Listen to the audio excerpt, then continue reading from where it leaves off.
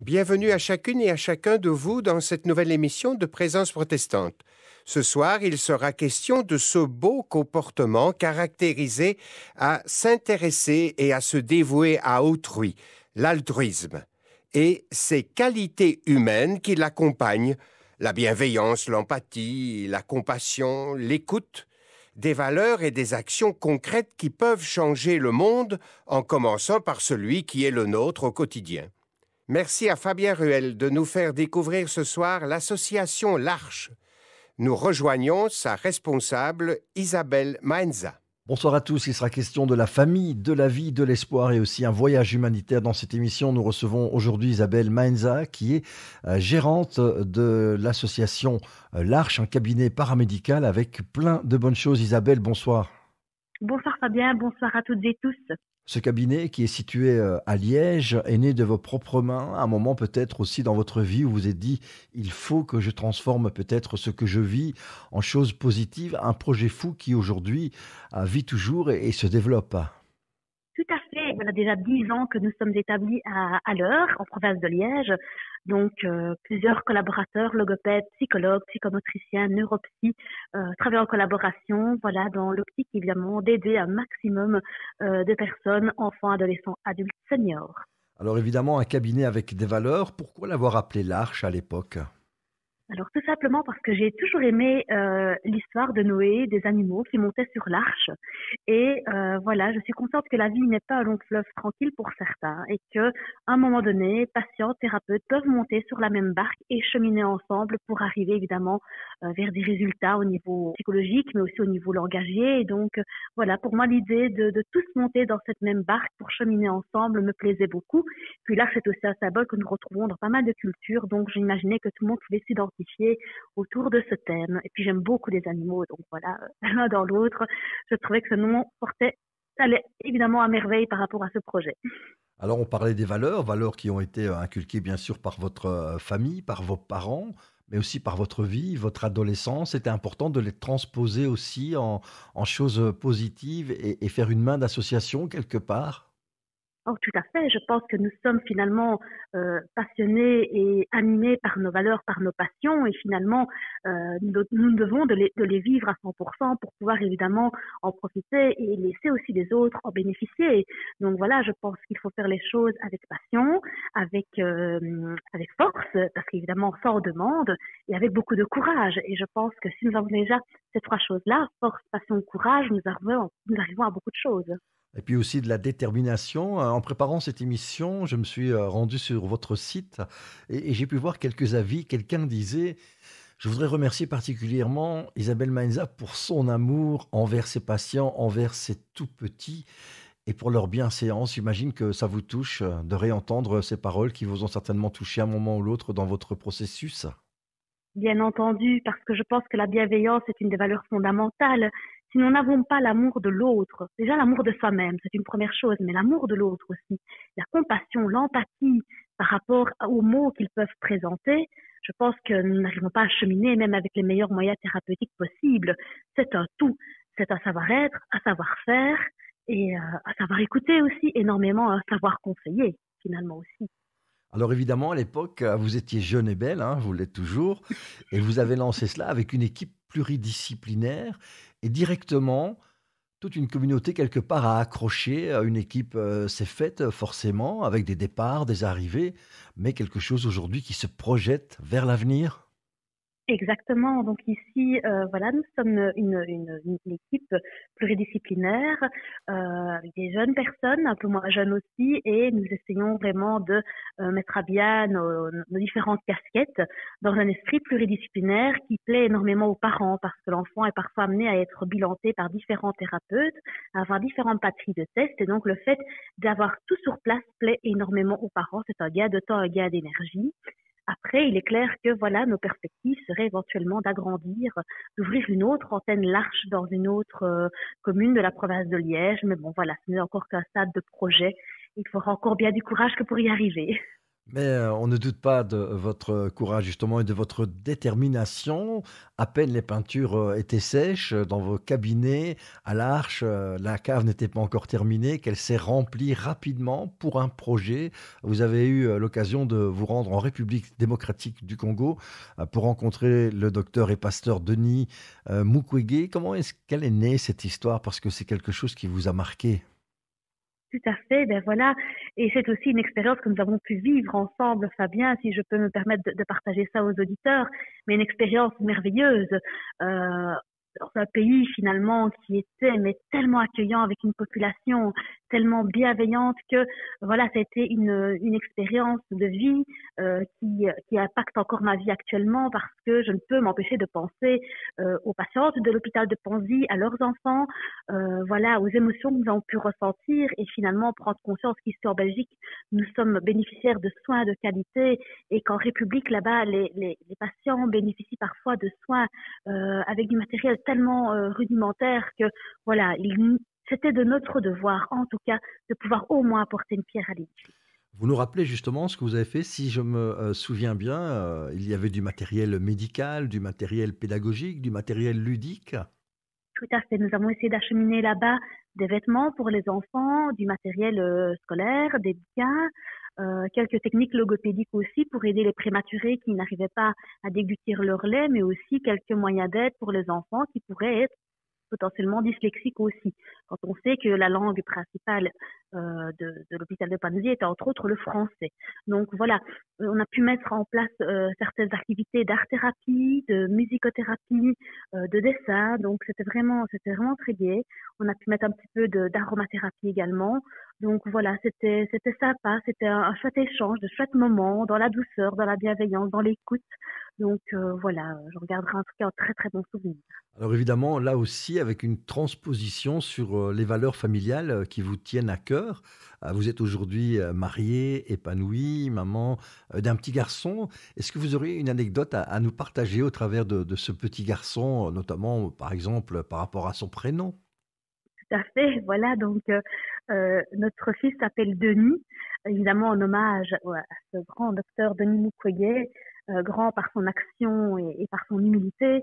Donc voilà, nous voulions donner à notre fils un prénom qui en tout cas était riche à nos yeux, dans la mesure où nous voulons rendre cet hommage au docteur Denis Mukwege. Et ce petit Denis nous épate évidemment de jour en jour, dans la mesure où c'est un petit garçon qui, malgré avoir vécu ce confinement, va directement vers les autres. Dès qu'il voit un autre enfant, il va vers les autres, il va leur faire des câlins. Donc voilà, on se dit que c'est très bien parti. Est-ce que l'on peut dire que cette expérience justement au travers de votre vie, votre mariage, votre petit Denis, puis l'expérience, de Panzi, est-ce qu'elle vous a remis en question sur le regard que vous posiez sur les valeurs, familiales? Je me suis laissé dire que pour vous, c'est quelque chose que vous avez au fond de vous depuis longtemps, ces valeurs. Bien entendu, bien entendu. Je pense que c'est évidemment des qualités, des valeurs qu'il faut chérir, hein. La persévérance, l'amour, l'entraide, le soutien les uns aux autres. Effectivement, on a pu l'observer au sein des familles de la République démocratique du Congo, mais je peux aussi l'observer au sein de ma famille d'origine italienne, où finalement, ben voilà, je pense que nous devons de compter les uns sur les autres, mais aussi de pouvoir s'épauler et d'apporter des valeurs telles que le respect, l'amour, la bienveillance, la compassion, l'écoute, surtout l'écoute. Je pense aussi de ne pas avoir peur de discuter, de mettre des mots. J'entendais encore ce matin qu'un jeune homme ici en région liégeoise s'était suicidé. La maman s'en voulait de ne pas avoir été suffisamment à l'écoute. Et donc je pense que voilà, il faut ne pas négliger cette compétence que de parler et d'écouter. Alors Isabelle Malenza, on sait que vous aimez, la lecture, la réflexion, la philosophie. Vous avez déjà aussi, lu la Bible, d'autres auteurs. Est-ce qu'il y a une pensée, spontanément qui vous viendrait, peut-être d'un auteur ou de la Bible ou que sais-je, d'une expérience de vie, quelque chose qui, vous a un jour parlé et qui, pourrait parler, aux auditeurs? Je sais aussi que je vous prends à froid. Il n'y a pas de souci et d'emblée, sans hésitation, je vais reprendre je vais citer un ouvrage qui est simplement la biographie de Simone Veil, qui est une femme que j'ai découvert en profondeur très récemment par des reportages et des lectures et qui, par son destin extraordinaire, n'a jamais baissé les bras. Elle a vécu les camps de concentration, elle a vécu la perte de ses proches, et pourtant elle a trouvé l'amour par le biais de son mari. Et puis elle a persévéré par ses études de droit. Elle a terminé au ministère de la Justice en France. Et finalement, cette dame a eu un destin extraordinaire et a fait bouger énormément de choses dans le droit des femmes. Et voilà, c'est des valeurs qui me tiennent à cœur aussi. Le droit des femmes, la présence de la femme aussi au sein de postes de pouvoir. Et donc voilà, quand je lis un petit peu l'histoire de cette dame d'origine juive, je ne peux qu'être émue et finalement être inspirée par sa force de caractère et sa persévérance. Elle a toujours cru à un mieux et elle y est arrivée. Voilà. Alors forcément, on sent votre combat, entre guillemets, équilibré en faveur des valeurs familiales. Vous-même n'avez jamais lâché prise en tant que femme, en tant aussi que gestionnaire d'entreprise, n'ayant pas peur des mots, et puis aussi avec ces projets humanitaires. Quelle est la suite lorsque le confinement sera fini? Est-ce qu'on peut se mettre à rêver que l'Arche sera de nouveau porteur de bonheur du côté de la République démocratique du Congo et de l'action du docteur Mukwege? Bien entendu, en quittant le sol africain, je leur ai fait cette promesse de m'engager, donc je tiendrai ma promesse. Ces dames m'ont dit, s'il vous plaît, ne nous oubliez pas, mais surtout n'oubliez pas non plus les autres enfants du monde. Vous voyez encore cette pensée de générosité auprès de personnes qui finalement n'ont presque rien, qui pensent encore aux autres qui n'ont rien du tout. Donc voilà, dès que possible, bien entendu, nous referons des manifestations pour apporter des fonds, du soutien, mais en tout cas leur montrer que oui, à plusieurs milliers de kilomètres, nous ne les oublions pas et nous les soutenons, parce que nous sommes frères dans l'humanité et que la distance importe peu. Merci en tout cas d'avoir partagé vos valeurs avec nous, Isabelle Mainza. Qu'est-ce qu'on peut vous souhaiter pour la suite? Alors, de mener à bien ma deuxième grossesse, je pense que c'est une première chose. Félicitations. Merci beaucoup. Et puis voilà, que vraiment nos proches, vos proches soient préservés de ce virus qui nous guette encore. Nous ne sommes pas encore sortis du combat et que voilà, vous puissiez vivre et chérir vos rêves en se disant que finalement tout est possible à celui qui croit et que ben voilà, si on est dicté chaque matin par cette parole, tout est possible à celui qui croit.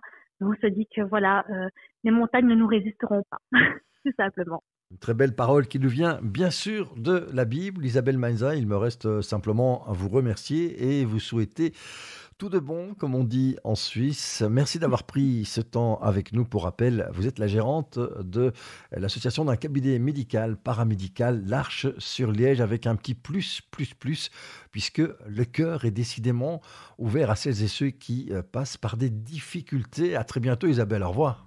À très bientôt, merci à vous, au revoir. Pourquoi les gens se croisent mais ils ne se voient pas? Pourquoi je me sens seul au milieu d'une foule en joie? Pourquoi les roses sont fanées quand tu es loin de moi? Dis-moi si je t'écris, est-ce que vraiment tu répondras? Je rêve dans mon plus idéal. Je rêve d'un monde moins banal. Juste un sourire pour écrire une histoire entre nous.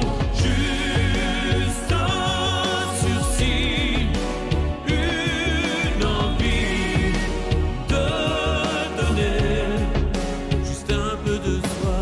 C'est avec la chanson « Juste un sourire » interprétée par Vincent Niclot et les prêtres orthodoxes que nous refermons cette émission consacrée à l'Arche.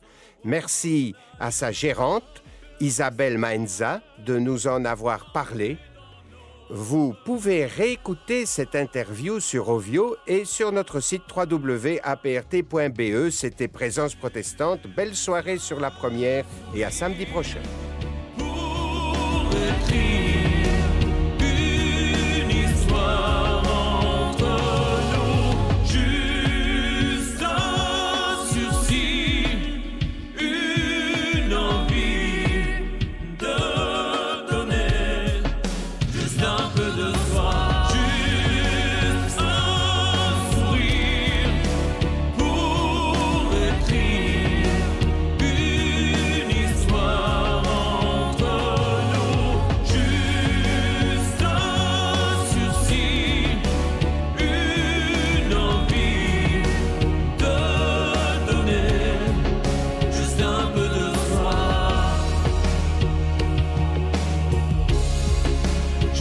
peu de soi.